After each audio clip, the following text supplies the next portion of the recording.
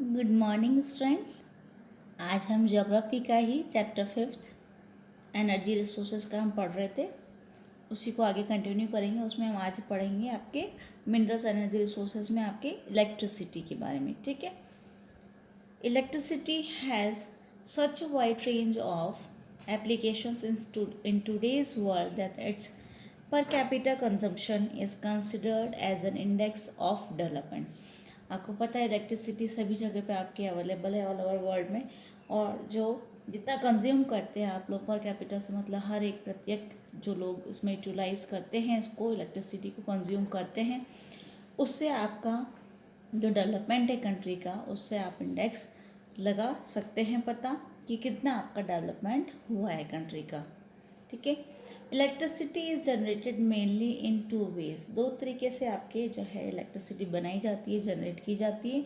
Bye running water which drives hydro turbines to generate hydro electricity. Hydro electricity generate करने के लिए to generate it running water को जो है वो यूटिलाइज करते हैं, विच ड्राइव्स हाइड्रो टर्बाइंस को जो है वो ड्राइव करते हैं, उससे आपके हाइड्रो इलेक्ट्रिसिटी बनती है, जनरेट होती है। And by burning other fuel such as coal petroleum, या फिर दूसरा तरीका आपके कोल और पेट्रोलियम जो है, जैसे दूसरे आपके इनको जला करके फ्यूल्स को, and natural gas to drive turbines to produce thermal power. और आपके जो है इनको जला करके और नेचुरल गैस जो है यूटिलाइज करके आप लोग के जो है टर्बाइंस को ड्राइव किया जाता है आपके थर्मल पावर बनाने के लिए। ठीक है, तो ये दो तरीके आपके हैं।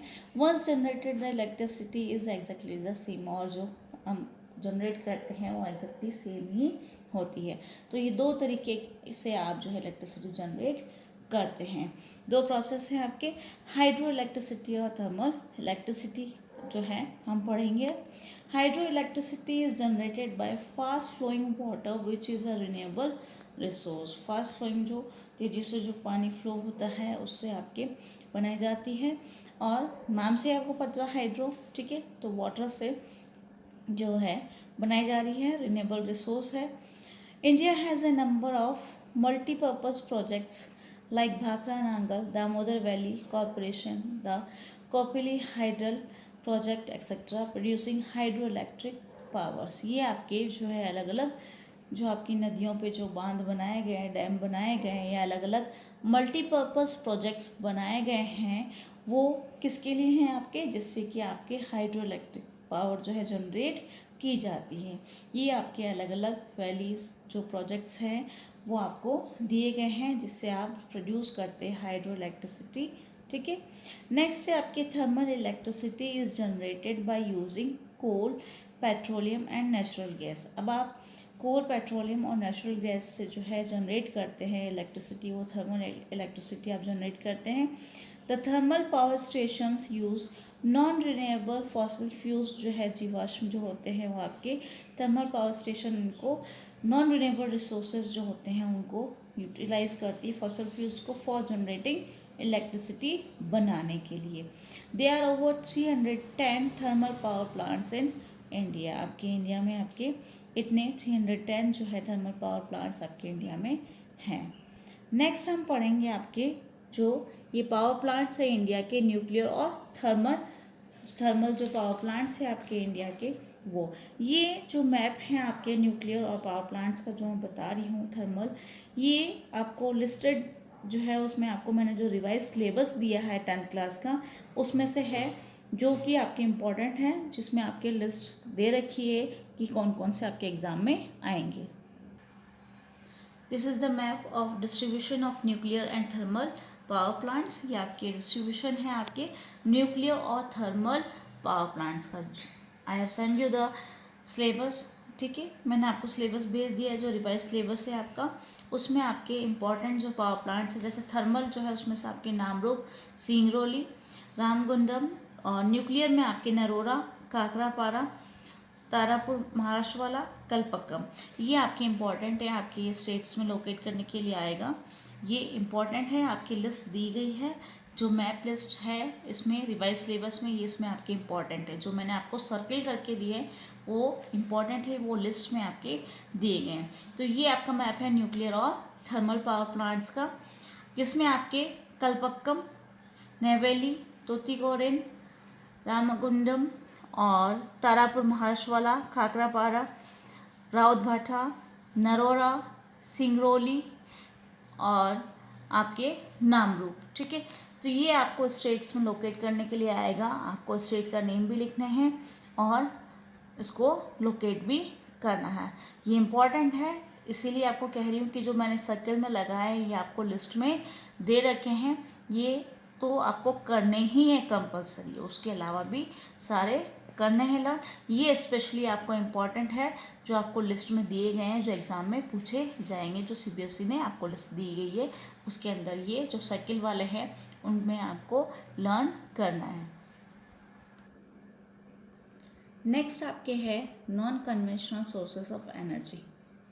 The growing consumption of energy has resulted in the country becoming increasingly dependent on fossil fuels such as coal, oil and gas. आजकल आप एनर्जी को ज़्यादा कंज्यूम करते हैं, इसलिए हमारी डिपेंडेंसी जो है फॉसिल फ्यूल्स पे और इन पे हो गई है और इंक्रीज हो गई है। Rising prices of oil and gas and their potential shortage have raised uncertainties about the security of energy supply in future, which in turn has serious repercussions on the growth of the national economy. आपके जो prices बढ़ रही हैं या और उसके बाद जो शॉर्टेज हो रही है इनकी, उसकी वजह से आपके जो है अनिश्चितता हो रही है उसमें, उसके आपके दूर के आपके जो दिख रहे हैं प्रभाव, उसमें ये है कि ये एक ना एक दिन ये फ्यूचर में जो है ये एनर्जी ख़त्म हो जाएगी, आपके आगे तक नहीं रह पाएगी। Which in turn has serious repercussions on the growth of the national economy. उसका बड़ा प्रभाव ये पड़ेगा कि आपकी जो नेशनल इकनॉमी है उस पर जो है असर पड़ेगा। Moreover, increasing use of fossil fuels also causes serious environmental problems। और ज़्यादा आप इंक्रीज होगा आपका फॉसल फ्यूल्स का यूटिलाइज करना, तो आपके एनवायरमेंटल प्रॉब्लम्स जो है पर्यावरण पे आपके बहुत ज़्यादा असर पड़ेगा, वो प्रॉब्लम आपके स्टार्ट हो जाएगी। Hence there is a pressing need to use renewable energy sources like solar, wind, tide, biomass and energy from waste materials. These are called non-conventional energy resources। ये सारे जो है wind, tide, जो ये सारे हैं ये आपके सोलर एनर्जी वगैरह ये आपके non conventional sources of energy कहलाते हैं। तो हमें एनवायरनमेंट को बचाए रखने के लिए इन सोर्सेज को आपको यूटिलाइज करना चाहिए, जो कि आपके लिए ये रिन्यूएबल एनर्जी सोर्सेज के रूप में आपके हैं और ये नॉन कन्वेंशनल भी कहलाते हैं energy sources. India is blessed with an abundance of sunlight, water, wind and biomass. It has the largest program for the development of these renewable energy resources। हमारे पास बहुत सारे प्रोग्राम्स, हमारे पास बहुत बड़ी मात्रा में ये सब चीज़ें सोर्स के रूप में हमारे पास है, जिसको हम यूटिलाइज कर सकते हैं एक डेवलपमेंट करने के लिए हमारे इन सोर्सेज को। नेक्स्ट आपके आता है न्यूक्लियर और atomic energy. It is open by the altering the structure of atoms. ही आपके जो है ओपन किया जाता है आपके ऑल्टर करके, जिसमें आपके चेंज होता है स्ट्रक्चर एटम्स का। When such an alteration is made much energy is release in the form of heat and this is use to generate electric power. जब ये रिलीज होते हैं तो उसके बाद आपके बहुत हीट ये जो जनरेट करते हैं, तो इस हीट से जो हम इलेक्ट्रिसिटी जनरेट कर सकते हैं uranium and thorium which are available in Jharkhand and the Aravalli ranges of Rajasthan are use for generating atomic और न्यूक्लियर पावर। ये जगह हैं आपके प्लेसेस हैं जहाँ पे से आप जनरेट करते हैं nuclear power. The monazite science of Kerala is also rich in thorium. ये यूरेनियम, थोरियम ये सब इंपॉर्टेंट होते हैं इसको, इस पावर को, इस एनर्जी को, एटॉमिक एनर्जी को, न्यूक्लियर एनर्जी को जो है जनरेट करने के लिए। नेक्स्ट आपके आता है सोलर एनर्जी, जो आपको सन से मिली रही है। India is a tropical country. India आपकी ट्रॉपिकल कंट्री है। आपके पास इनामस पॉसिबिलिटीज़ है टैपिंग सोलर एनर्जी के लिए। Photovoltaic technology converts sunlight directly into electricity. ये फोटोवोल्टिक जो टेक्नोलॉजी है उससे आपके सनलाइट जो है उसको आप जनरेट कर सकते हो इलेक्ट्रिसिटी के रूप में। और solar energy is fast becoming popular in rural and remote areas. गाँव में भी आपके जो दूर दराज के एरियाज़ होते हैं वहाँ पे भी ये जो है पॉपुलर होता जा रहा है सोलर एनर्जी के रूप में। Some big solar power plants are being establish in different parts of India which will minimise the dependence of rural household on firewood and dung cakes. आपके गांव में मोस्टली लोग जो डंग केक, जो काव डंग वगैरह, सॉरी जो काव या और भी जो एनिमल्स हैं उनके डंग केक्स या फायरवुड पे वो जो डिपेंडेंट होते हैं वो भी कम हो जाएगा जब ये ऐसे प्लांट्स लग जाते हैं। तो उसकी वजह से ये रूरल एरियाज़ में ये लोग कम हो चुका है इनका utilise, which in turn will contribute to environmental conservation and adequate supply of manure in agriculture. जब ये काउ डंग वगैरह यूटिलाइज नहीं करेंगे तो ये मैन्योर के रूप में आपके एग्रीकल्चर फील्ड में काम आएगा। नेक्स्ट हम पढ़ेंगे विंड पावर के लिए, ठीक है। India has great potential of wind power. India के पास विंड एनर्जी के लिए बहुत सारी पावर है। The largest wind farm cluster is located in Tamil Nadu from Nagercoil to Madurai, ये सबसे इंपॉर्टेंट है। Apart from these Andhra Pradesh, Karnataka, Gujarat, Kerala, Maharashtra and Lakshadweep have important wind farms, ये यहाँ पे लोकेट है।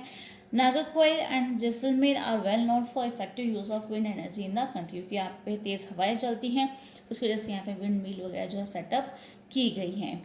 तो इससे आप ये जो है सेटअप करके आप इलेक्ट्रिसिटी वगैरह जो है सोलर एनर्जी को भी आप यूटिलाइज कर सकते हैं और विंड पावर को भी आप यूटिलाइज कर सकते हैं। नेक्स्ट आपके बायोगैस है। Shrubs, farm waste, animal and human waste are use to produce biogas for domestic consumption in rural areas. गाँव में जो है ये आपके बायोगैस प्लांट जो है लगाए जाते हैं। Decomposition of the organic matter yields gas, ये जो डिकम्पोज होता है जब ये सड़न या गलता है तो टुकड़े होते हैं या गलने के बाद इसमें गैस बनती है, which has higher thermal efficiency in comparison to kerosene, dung cake and charcoal. आपके जो इनसे ज़्यादा इसमें एफिशिएंसी होती है, thermal efficiency. Biogas plants are set up at municipal, cooperative and individual levels. चाहे आप इनको यूटिलाइज कर सकते हैं, चाहे अकेले कर सकते हैं या म्यूनिसिपल उससे हेल्प ले सकते हैं या कोऑपरेटिव सेक्टर्स इसमें अपना योगदान देते हैं, वो लोग सेट कर सकते हैं इनको। The plants using cattle dung are known as gobar gas plants. जो कैटल डंग को यूटिलाइज कर रहे हैं वो गोबर गैस प्लांट्स कहलाते हैं रूरल इंडिया में। These provide twin benefits to the farmers in the form of energy and improve quality of manure. आपको दोहरे लाभ इसमें मिल जाते हैं, आपको एनर्जी भी मिल रही है और अच्छा आपको मैन्योर भी फील्ड्स के लिए मिलता है।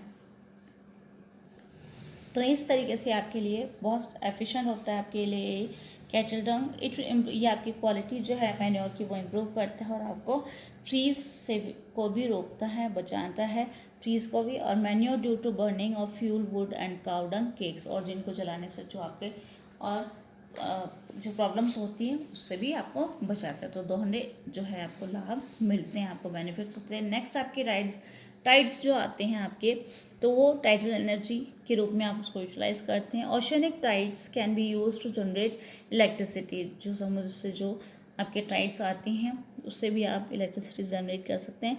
Flood gate dams are built across inlets, जो हैं वहाँ पे बनाए जाते हैं, वहाँ जहाँ पे छोटी खाड़ी मार्ग ये आपके जो जाने का मार्ग होता है वहाँ से जो लिक्विड होता है, तो जैसे वाटर के लिए है फ्लड गेट्स डैम्स जो है बनाए जाते हैं। During high tide water flows into the inlet and gates trapped. जब तेज़ी से आते हैं ये टाइड वाटर तो इसमें यहाँ पे जो है ट्रैप किया जाता है। When the gate is close, जब गेट बंद कर दिया जाता है। After the tide falls outside the flood gate, जब ये टाइड्स जो है बाहर जाते हैं इसके, the water retained by the flood gate flows back to the sea via pipe. तो ये पाइपलाइन के थ्रू जो रास्ता है जो इनलेट्स के थ्रू होते हैं पाइप से जाता है, और that carries it through a power generating turbine, और ये पावर जनरेट करने के लिए टर्बाइंस को जो है उसको भी कैरी करता है। तो इस तरीके से आप टाइडल एनर्जी को यूटिलाइज करते हैं आपके इलेक्ट्रिसिटी बनाने के लिए। इंडिया में आपके गल्फ ऑफ खंबात की जो खाड़ी है, the Gulf of Kutch in Gujarat and the western coast and the gangetic delta in Sundarban regions of West Bengal provide ideal conditions for utilising tidal energy. ये एरियाज आपके इंडिया में जहाँ पे टाइडल एनर्जी को आप यूटिलाइज कर सकते हैं। नेक्स्ट जियोथर्मल एनर्जी है, जो आपके अर्थ में जो हीट होती है उससे। Geothermal energy refers to the heat and electricity produced by using the heat from the interior of the interior of the earth. Geothermal energy exists because the earth grows progressively hotter with increasing depth. आप जितना गहराई में जाएंगे उतना आपके गर्मी ज़्यादा होती है, गर्म रहती है आपके अर्थ इंटीरियर उसमें। where the geothermal gradient is high, जहाँ पे आपके ये ग्रेडियंट बहुत हाई होता है, टेम्परेचर होता है, एट शैलो डेप्थ, जहाँ पे सकड़ा जो रास्ता होता है, छोटा जो रास्ता होता है, वहाँ पे जाएंगे गहराई में तो आपके और ज़्यादा टेम्परेचर होता है।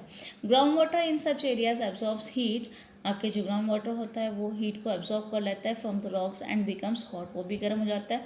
इट इज़ सो हॉट, जब वो इतना गर्म हो जाता है तो जब वो राइज होता है, ऊपर आता है, तो वो स्टीम के रूप में चेंज हो जाता है। और ये जो स्टीम होता है उसको हम ये टर्बाइंस को ड्राइव करने के लिए और इलेक्ट्रिसिटी जनरेट करने के लिए काम में लेते हैं। तो इस तरीके से जियोथर्मल एनर्जी हम बना सकते हैं। There are several hundred hot springs in India which could be use to generate electricity, बहुत सारे आपके स्प्रिंग्स हैं जो कि आप इसको यूटिलाइज कर सकते हैं जनरेट करने के लिए इलेक्ट्रिसिटी को। Two experimental projects have been set up in India to harness geothermal energy को जो है यूटिलाइज करने के लिए। One is located in the Parvati valley near Manikaran और in Himachal and the other is located in the Puga valley Ladakh, के 2 जगह पे जो ये सेटअप किए गए। नेक्स्ट आपके लास्ट टॉपिक है इस चैप्टर का, कंजर्वेशन ऑफ एनर्जी रिसोर्सेज। तो हमें इन एनर्जी रिसोर्स को जो है संरक्षण करने के लिए, संरक्षित करने के लिए, बचाने के लिए जो ज़रूरत है। एनर्जी जो हमारे बेसिक रिक्वायरमेंट है आपके इकोनॉमिकल डेवलपमेंट के लिए। हर एक सेक्टर चाहे आपके नेशनल इकोनॉमी में अपना योगदान देता है, चाहे एग्रीकल्चर हो, इंडस्ट्री, आपके ट्रांसपोर्टेशन हो या कमर्शियल या डोमेस्टिक, सब जो है अपना योगदान देते हैं। तो ज़रूरत है इनपुट्स की यहाँ पे एनर्जी की। द इकोनॉमिकल जो डेवलपमेंट प्लान्स जो बनाए जाते हैं उनको हम इम्प्लीमेंट किए गए हमारे इंडिपेंडेंस के बाद में, हम जब आज़ाद हुए तो ज़रूरत थी, रिक्वायरमेंट थी इनको इंक्रीज़ करने की एनर्जी में, ठीक है, ताकि उस समय ये ऑपरेशनल था हमारे। As a result, consumption of energy in all forms has been steadily rising all over the country. आज हमारे इनका जो है फॉर्म जो कंजम्पशन का है वो और बढ़ता जा रहा है। In this background, there is an urgent need to develop a sustainable path of energy development. अब हमें ज़रूरत है कि हम सस्टेनेबल तरीका अपनाएं इनको एनर्जी के डेवलपमेंट के लिए, ताकि फ्यूचर जनरेशन के लिए हम इन एनर्जी रिसोर्सेज को बचा के रख सकें। Promotion of energy conservation and increase use of renewable energy resources are the twin planks of sustainable जो आपके एनर्जी है। तो ये आपके लिए एक चेंज लेकर के आ सकता है, किस तरीके से 2 पहलू लेकर के आ सकता है कि आप जो कंजर्व करेंगे तो उसमें से आपके जो रिन्यूएबल सोर्सेस हैं उनको आप यूटिलाइज कर सकें, उनको और आगे बढ़ा सकें, उनको यूटिलाइज करें, उनको बढ़ाइए। India is presently one of the least energy efficient countries in the world. कमी है, we have to adopt a cautious approach for the judicious use of our limited energy resource, क्योंकि कमी है तो हमको सही तरीके से इसको यूटिलाइज करने के लिए हमारे जो लिमिटेड फॉर्म में हमारे पास एनर्जी रिसोर्सेज उसको हम सही तरीके से यूटिलाइज करें, ताकि हम आगे आने वाली पीढ़ी के लिए, फ्यूचर जनरेशन के लिए इनको कंजर्व करके रख सकें। For example, as concern citizens we can do our bit by using public transport systems instead of individual vehicles। हम पब्लिक ट्रांसपोर्ट सिस्टम को अपना सकते हैं बजाय कि आप अपने खुद के व्हीकल्स ले जाएं, या स्विच ऑफ कर सकते हैं इलेक्ट्रिसिटी को जो आपकी यूटिलाइज नहीं करना हो, यूज़ में नहीं आ रही हो। यूजिंग पावर सेविंग डिवाइसेस, जिससे आप इलेक्ट्रिसिटी बचा सकें, ऐसे आपके डिवाइस यूज़ में ले सकते हैं। And using non conventional source of energy को आप यूटिलाइज कर सकते हैं, जैसे हमने अभी पढ़े थे सोलर एनर्जी, विंड एनर्जी को आप यूटिलाइज कर सकते हैं। तो इनको इंक्रीज़ करेंगे तो आपकी कंजर्व जो है एनर्जी रिसोर्स को आप ऑटोमेटिकली कर सकते हैं। After all, energy save is energy produce, जो आप सेव करेंगे तभी आप उसको बना पाएंगे, प्रोड्यूस कर पाएंगे।